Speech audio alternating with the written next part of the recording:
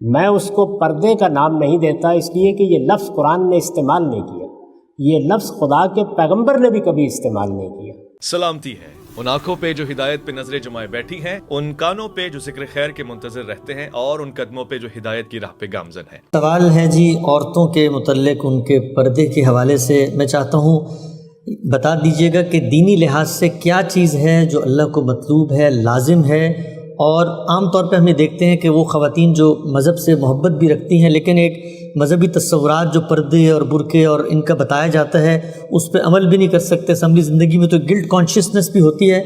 قرآن کی کیا ہدایت ہے، لازم کیا ہے خواتین کے حوالے سے یہ جو بیان کیا جاتا ہے حجاب اور پردے کے حوالے سے؟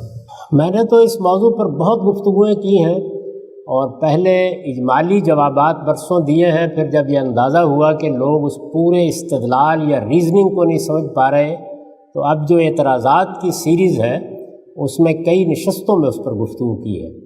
قرآن مجید کیسے بیان کرتا ہے، حدیث میں کیا باتیں بیان ہوئی ہیں، بہت تفصیل سے میں نے اس سب کا تجزیہ اور تحلیل کر دی ہے۔ اگر آپ کو واقعی اس مسئلے کو سمجھنا ہے اور یہ جاننا ہے کہ اس میں اختلافات کی تاریخ کیا ہے اور کیوں ہوئے ہیں، اور جو ہمارے ہاں عام تاثر بن گیا اس کی وجہ کیا ہے، تو آپ اس سیریز کو سن سکتے ہیں۔ اس سے وہ تمام سوالات جو پیدا ہوتے ہیں، اس لیے کہ میں ایک جواب دوں گا تو ظاہر ہے کچھ جوابات آپ کو دوسری جگہوں سے بھی ملیں گے، تو ان میں جو تضاد محسوس ہوتا ہے اس کو اگر آپ واقعی سمجھنا چاہتے ہیں تو میری درخواست ہے کہ اس کو سن لیجیے۔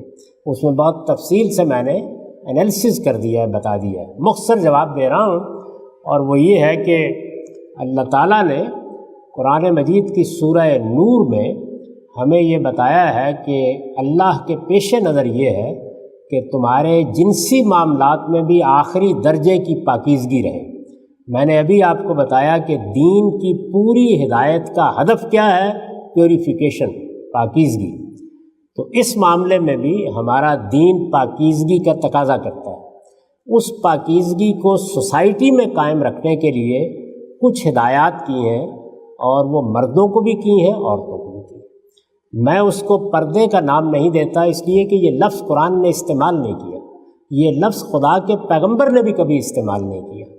جو صحیح تعبیر ہے وہ یہ ہے، اس پاکیزگی کو سوسائٹی میں قائم رکھنے کے لیے کچھ ہدایات کی ہیں، اور وہ مردوں کو بھی کی ہیں، عورتوں کو بھی کی ہیں۔ میں اس کو پردے کا نام نہیں دیتا اس لیے کہ یہ لفظ قرآن نے استعمال نہیں کیا، یہ لفظ خدا کے پیغمبر نے بھی کبھی استعمال نہیں کیا۔ جو صحیح تعبیر ہے وہ یہ ہے کہ مرد و زن کے اختلاط یا ملنے جلنے کے آداب بتائیں، ایٹیکیٹس بتائیں، کہ اگر مردوں کو عورتوں کے پاس جانا ہے، ملنا ہے، کام کے موقعوں پر ملنا ہے تو کیا آداب ہیں جن کا لحاظ رکھنا چاہیے۔ تو اس میں دو باتیں تو وہ ہے کہ جو مرد عورت دونوں کو کہیں، یعنی ایک یہ کہ دونوں اپنی نگاہوں میں پستی پیدا کریں، حیا پیدا کریں۔ نگاہوں کی پستی کا مطلب یہ نہیں ہوتا کہ آپ نگاہیں نیچی کریں اور ٹھوکر کھا کے گر جائیں۔ اس کا مطلب یہ ہے کہ نگاہیں تاڑنے والی نہیں ہونی چاہیے، خط و خال کا جائزہ لینے والی نہیں ہونی چاہیے۔ یہ بات مردوں کو بھی کہی ہے، عورتوں کو بھی کہی، دونوں کو کہی، اور بالکل یکساں الفاظ میں کہی ہے اگر آپ قرآن مجید کو سورہ نور میں نکال کے دیکھیں۔ دوسری بات یہ فرمائی ہے کہ شرمگاہوں کی حفاظت کریں۔ اب شرمگاہوں کی حفاظت در حقیقت ایک طرف تو یہ چاہتی ہے کہ کوئی جنسی میلان پیدا نہ ہو۔ اللہ نے جس دائرے میں جنسی تعلقات کو جائز رکھا ہے، انسان اس کے باہر منہ مارنے کی کوشش نہ کرے۔ اور دوسری جانب وہ یہ چاہتی ہے کہ مرد ہوں یا عورتیں وہ اپنے لباس کے بارے میں احتیاط کریں۔ اب لباس کے معاملے میں ایسی احتیاط کہ جو شرمگاہوں کو ڈھانپنے والا ہو، جو حجاب پیدا کرتا ہو ان کے اندر، جو نگاہوں کو آوارہ نہ ہونے دے، تو اس کو قرآن مجید نے مردوں کے لیے بھی لازم کیا ہے، عورتوں کے لیے بھی لازم کیا ہے، یعنی کوئی فرق نہیں کیا، یکساں الفاظ استعمال کیے ہیں۔ ان یحفظوا فروجہم ان یحفظن فروجہن، یعنی وہ بھی اپنی شرمگاہوں کی حفاظت کریں، اپنے لباس کے بارے میں محتاط رہیں، مرد بھی عورتیں بھی۔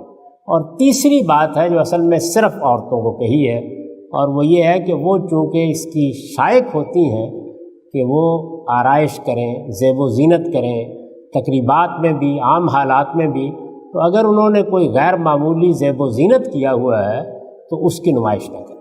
یعنی یہ 3 باتیں ہیں جو قرآن مجید میں بہت اجمال سے میں عرض کر رہا ہوں کیونکہ اس کا وقت نہیں ہے کہ تفصیل کی جائے، یہ فرمائی ہیں۔ ان کو آپ چاہیں تو پردے کا نام دے لیں، چاہیں تو حجاب کا نام دے لیں۔ میں نے جو اپنی کتاب میزان میں ان کے لیے عنوان قائم کیا وہ وہی ہے کہ عورتوں اور مردوں کے ملنے جلنے کے آداب، ان ایٹیکیٹس کا خیال رکھنا چاہیے۔ اس میں جو لباس کے بارے میں ہدایات ہیں ان پر میں نے بڑی تفصیلی گفتگو کی ہے کہ وہ کیسے آہستہ آہستہ انسان کو اوپر لے جاتی ہیں۔ یعنی پہلا مرحلہ تو یہ ہے کہ شرمگاہیں ڈھانپی ہوئی ہوں اور شرمگاہوں کے قریب کے اعضاء بھی ڈھانپے ہوئے ہوں۔ یعنی آپ نے اپنے آپ کو گویا چھپانے کی ابتدا کر دی۔ اس کے بعد اس لازمی جگہ سے آپ اوپر اٹھتے ہیں اور اپنی تہذیب کے لحاظ سے، اپنی معاشرت کے لحاظ سے اپنے لباس کو زیادہ چھپانے والا کرتے چلے جاتے ہیں۔ تو یہ جو دوسرا حصہ ہے اس میں پھر وہ نوبت بھی آ جاتی ہے کہ جس میں ہماری بہنیں یا ہماری بیٹیاں گویا ایک اسکارف لے لیتی ہیں یا کوئی ایسا لباس پہن لیتی ہیں کہ زیادہ سے زیادہ ان کا جسم ڈھانپا ہوا رہے۔ تو ابتدا لازمی ہدایت سے ہوتی ہے، آگے آپ کے لیے ہے کہ آپ اس میں کتنا اہتمام کر سکتی ہیں۔ تو یہ باتیں ہیں جو اللہ نے اپنی کتاب میں بتائی ہیں یا رسول اللہ نے اپنی روایات کے اندر جس کی تاکید کی ہے۔ ان کے علاوہ یہ برقع اور یہ چہرہ ڈھانپنا اور یہ اس طرح کے کوئی ایک بال نظر نہ آئے اور پالکی میں بیٹھ کے جانا، یہ ہمارا قدیم کلچر تھا، بڑی حد تک ختم ہو گیا ہے اور ہو سکتا ہے کہ کچھ کہیں باقی ہو تو وہ بھی ختم ہو جائے۔ دین کی ہدایت اتنی ہے جتنی میں نے بیان کر دی۔